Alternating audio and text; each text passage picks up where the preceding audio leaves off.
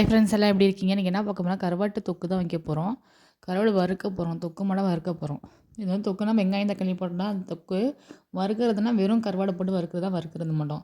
இன்றைக்கி தொக்கு மட்டும் செய்ய போகிறோம். ஃபஸ்ட்டு திருக்க கருவாடு தான் இது. இது வந்து ஃபஸ்ட்டு சுடுதண்ணி நல்லா காய வச்சு அதில் போட்டுவிட்டேன். ஒரு 10 பீஸ் போல் நான் போட்டிருக்கேன். இது நல்லா மண், தூசி இதெல்லாம் இருக்கும். அதனால் சுடுதண்ணியில் போட்டால் தான் அந்த அழுக்கு ஃபுல்லாக வரும். பாருங்கள் எந்த அளவுக்கு அழுக்கு இருக்குது பாருங்கள். நல்லா சுடுதண்ணியில் போட்டு ஒரு 1/2 மணி நேரம் நல்லா ஊற வச்சுட்டு நல்லா கழுவிட்டு, அதுக்கப்புறம் பச்சை தண்ணியில் ஒரு 5, 6 டைம் நல்லா கழுவிட்டு எடுத்து வச்சுருக்கேன். ஏன்னா அதில் நிறையா மண், அழுக்கு இது மாதிரிலாம் இருக்கும். தேவையான பொருளும் கட் பண்ணி வச்சுருக்கேன். வெங்காயம், தக்காளி, பூண்டு இடித்து வச்சுருக்கேன். எப்பொழுதும் பூண்டு போட மாட்டேன். இந்த டைம் பூண்டு போட்டு செஞ்சு பார்க்கலான்னு சொல்லிட்டு பூண்டு போட்டிருக்கேன். ஒரு கடாயை வச்சு எண்ணெய் ஊற்றி எண்ணெய் காஞ்சோன்னே பொடியாக கட் பண்ண வெங்காயம் சேர்த்துக்கலாம். நல்லா பொடியாக கட் பண்ணி வச்சுருக்கேன் வெங்காயம், அதையும் சேர்த்துக்கலாம். சேர்த்துட்டு நல்லா வதக்கிக்கலாம். ஏன் இந்த எண்ணெய் இந்த கலர் இருக்குன்னு நினைக்காதீங்க. ஏன்னா இந்த மீன் வறுத்த எண்ணெயில் நம்ம செஞ்சோம்னா கருவாடு வறுத்தோம்னா செம்ம டேஸ்ட்டாக இருக்கும். அதனால் மீன் வறுத்த எண்ணெயில் வந்து நான் இன்றைக்கி கருவாடு வறுக்க போகிறேன்.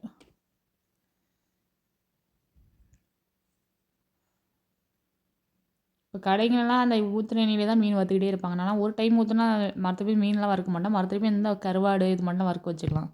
அதெல்லாம் கொஞ்சம் எண்ணெய் இருந்துச்சு, சரி கருவாடு வறுக்க வச்சுக்கலான்னு சொல்லிட்டு கருவாடு வறுக்க வச்சுக்கிட்டேன் நான். வெங்காயம் நல்லா பொன்னிறமாக நல்லா வதங்கட்டும். நீல வாக்குலையும் கட் பண்ணிக்கலாம். இது மாதிரி சின்ன சின்னமாக பொடியாகவும் கட் பண்ணிக்கலாம். நான் வந்து பொடியாக தான் கட் பண்ணியிருக்கேன் இன்றைக்கி. கருவேப்பிலை, இது பூண்டு இடித்த பூண்டையும் சேர்த்துக்கிட்டேன் நான். பூண்டு சேர்த்து செஞ்சு பார்க்கலாம் எப்படி இருக்குன்னு அப்படின்னு சொல்லிட்டு பூண்டு வச்சு செஞ்சு பார்த்தா அதான் டேஸ்ட்டு சூப்பராக தான் இருந்துச்சு. எப்போ பூண்டு போடவே மாட்டேன் நான். இப்போ தான் ஃபஸ்ட் டைம் பூண்டு போடுறேன்.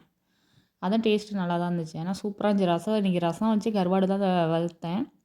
செம்ம டேஸ்ட்டாக இருந்துச்சு. கருவாட்டுக்கும் ரசத்துக்கும் செம்ம வேறு லெவலு.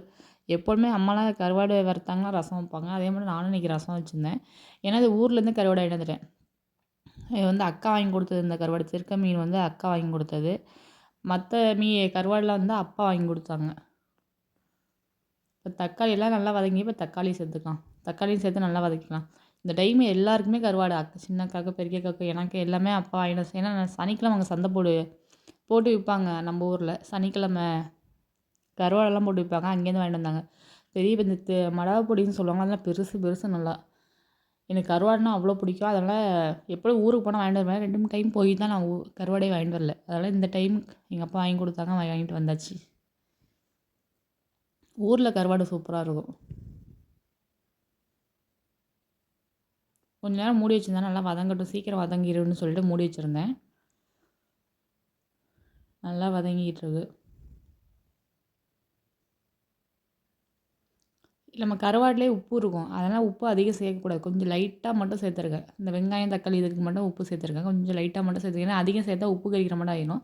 அதனால் லைட்டாக மட்டும் சேர்த்துக்கணும். ஏன்னா எப்பவுமே கருவாட்டில் வந்து நம்மளுக்கு உப்பு இருக்கும். அதனால் இப்போ நார்மலாக நம்ம வந்து வெங்காயம், தக்காளி எதுவுமே போடாமல் வெறும் கருவாடை போட்டு வறுக்கிறோம்னு சொன்னோம்னா அதில் வந்து உப்பு போடக்கூடாது. இது மட்டும் வறுக்கிறோம், தொக்கு மட்டும் செய்கிறோம்னா கொஞ்சோண்டு உப்பு போடணும். இப்போ க்ளீன் பண்ணிச்சா கருவாடை சேர்த்துக்கலாம். சின்ன சின்ன பீஸாகவும் கட் பண்ணிக்கலாம். இவ்வளோ பெருசாகவும் போட்டுக்கலாம். நான் பெருசாகவே போட்டிருக்கேன். சின்ன பீஸெல்லாம் கட் பண்ணல. ஏன்னா ஃபுல்லாக எலும்பு மட்டும் இருக்குது நிறைய. அதனால் கட் பண்ணுறதுக்கு முடியாதுன்னு சொல்லிட்டு நான் வந்து அப்படியே போட்டுட்டேன். இப்படியே ஒரு பீஸ் சாப்பிட்டாலும் சாப்பிட்ட மட்டும் இருக்கும். நிறைய கொஞ்சம் பெருசாக போட்டேன். அதனால் கொஞ்சம் பெருசாகவே நான் போட்டுட்டேன். எல்லாம் சேர்த்து நல்லா கிண்டிவிடலாம். இது ஒரு 5 நிமிஷம் நல்லா வேகணும். இந்த எண்ணெயிலேயே ஒரு 5 நிமிஷம் நல்லா வேகட்டும். அதுக்கப்புறம் மசாலா சேர்த்துக்கலாம்.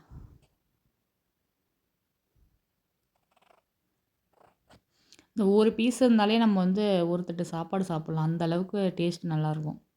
மீன் சாப்பிட மாட்டேன். கருவாடு சாப்பிடுவேன். அது மட்டும் தான். மீன் எனக்கு பிடிக்கவே பிடிக்காது. அம்மா குழம்பு அது எனக்கு மீன் என்னமோ எனக்கு சாப்பிட்டதே இல்லை இன்ன வரைக்கும். நான் சாப்பிட மாட்டேன். ஆனால் கருவாடு அவ்வளோ பிடிக்கும்.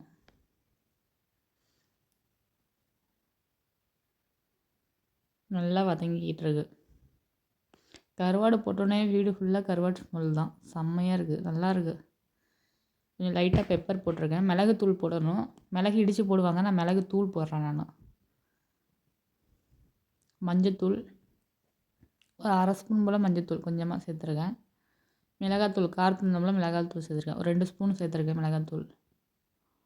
நம்ம காரம் எவ்வளோ தேவையோ அந்தளவுக்கு சேர்த்துக்கலாம். நான் 2 ஸ்பூன் போதும்னு சொல்லிட்டு 2 ஸ்பூன் கொஞ்சம் சேர்த்துருக்கேன். எல்லாம் சேர்த்து நல்லா வதக்கிக்கலாம். எனக்கு காரம் எவ்வளோ போட்டாலும் பத்தாத மட்டும் இருக்கும். அதனால் காரம் நல்லா தூக்கலாகவே போடுறது.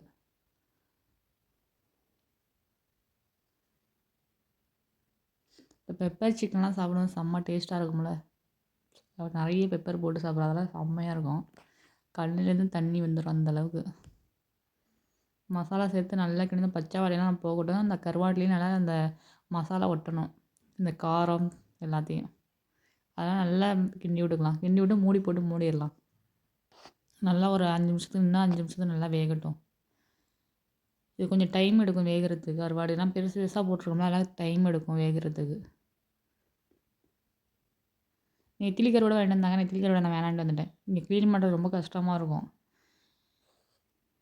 பாருங்கள், ஒரு 5 நிமிஷம் மூடி வச்சுருந்தா எப்படி எண்ணெயெல்லாம் பிரிஞ்சு வந்து எப்படி சூப்பராக இருக்குன்னு. நல்லா கிண்டி விட்டுக்கலாம். கருவாடு ஏற்கனவே மடவு கடவுலாம் வாங்கிட்டு வந்தேன். எப்படி க்ளீன் பண்ணுறதான்னு தெரியல. நம்ம ஊரில் வந்து வயல் சைடு கொல்லை சைடு வந்து க்ளீன் பண்ணிடுவோம்.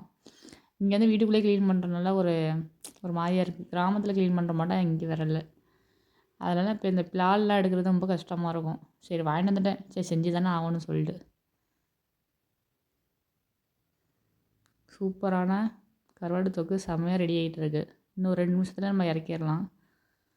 இறக்கி வச்சு சுட சுட ரசம் வச்சாச்சு. தக்காளி ரசம் வச்சுருக்கேன். ஊற்றி சுட சுட சாப்பாடு போட்டு சாப்பிட்டா வேறு மாதிரி செம்மையாக இருக்கும். நீங்களும் இது மட்டும் சாப்பிட்ருக்கீங்களான்னு சொல்லிட்டு கமெண்ட் பண்ணுங்கள். ரசத்தோட கருவாடு வச்சு சாப்பிட்ருக்கீங்களா அப்படின்னு சொல்லிட்டு. இல்லை இந்த கருவாடு சாப்பிட்ருக்கீங்களான்னு சொல்லிட்டு மறக்காம கமெண்ட் பண்ணுங்கள். உண்மையிலே நீங்கள் சாப்பிடலாம் செஞ்சு பாருங்கள். ரசத்தோட கருவாடுலாம் செம்ம காம்பினேஷன் செம்மையாக இருக்கும்.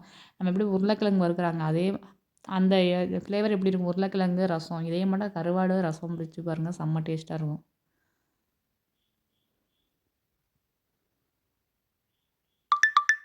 அவ்வளோதான், ரெடி ஆயிடுச்சு நம்மளுக்கு கருவாடு தொக்கு. சூப்பரான கருவாடு தொக்கு ரெடி ஆயிடுச்சு. அவ்வளோதுக்கு கரையிலது. நம்ம வேறு கருவாடெலாம் கரையும், இந்த கருவாடு அவ்வளோதுக்கு கரையாது.